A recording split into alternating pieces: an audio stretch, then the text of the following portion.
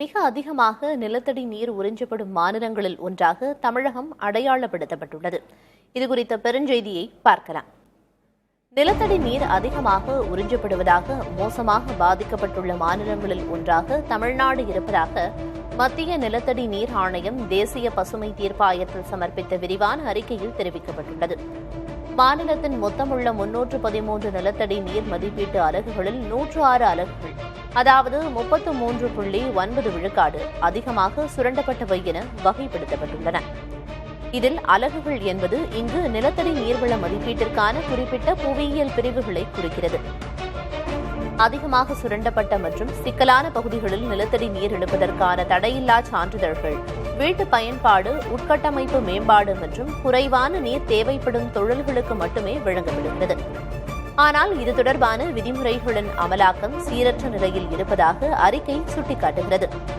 இதுவரை சட்டவிரோதமாக நிலத்தடி நீர் உறிஞ்சும் 492 நிலத்தடி நீர் உறிஞ்சும் மையங்களுக்கு சென்னை உயர்நீதிமன்ற உத்தரவின் பேரில் சீல் வைக்கப்பட்டது. இருப்பினும் பஞ்சாப் மற்றும் ஹரியானா போன்ற மற்ற மாநிலங்களைப் போலன்றி சட்டவிரோத நிலத்தடி நீர் உறிஞ்சுதலுக்கு அபராதம் அல்லது சுற்றுச்சூழல் இழப்பீடு வசூல் செய்வதற்கான விதிகள் தமிழகத்தில் இல்லை என மத்திய நிலத்தடி நீர் ஆணையம் குறிப்பிட்டுள்ளது. சென்னையில் உள்ள 16 நிலத்தடி நீர் மதிப்பீட்டு அலகுகளில் 13இல் அதிக நீர் உறிஞ்சப்பட்டிருப்பதாக கண்டறியப்பட்டுள்ளது.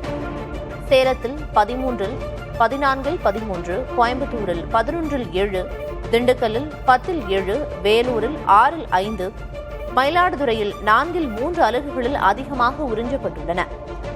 திருப்பத்தூர் மாவட்டத்தில் மொத்தமுள்ள 4 அலகுகளிலுமே அதிக நிலத்தடி நீர் உறிஞ்சப்பட்டுள்ளது. இந்த தரவுகள் தமிழகத்தின் தீவிர நீர் மேலாண்மை சவாலை எடுத்துக்காட்டுகின்றன. நீர் தேவையை நிறைவேற்ற நிலத்தடி நீரை தாண்டி மாற்று வழிகளை சிந்தித்து செயல்பட வேண்டியதன் அவசியத்தையும் வலியுறுத்துகின்றன. இந்த நிலை இப்படியே கட்டுப்பாடு இன்றி தொடர்ந்தால் தமிழகத்தின் நிலத்தடி நீர் ஆதாரம் முற்றிலும் வற்றிப்போகும் நாள் வெகு தொலைவில் இல்லை என்று நீரியல் நிபுணர்கள் எச்சரிக்கின்றனர்.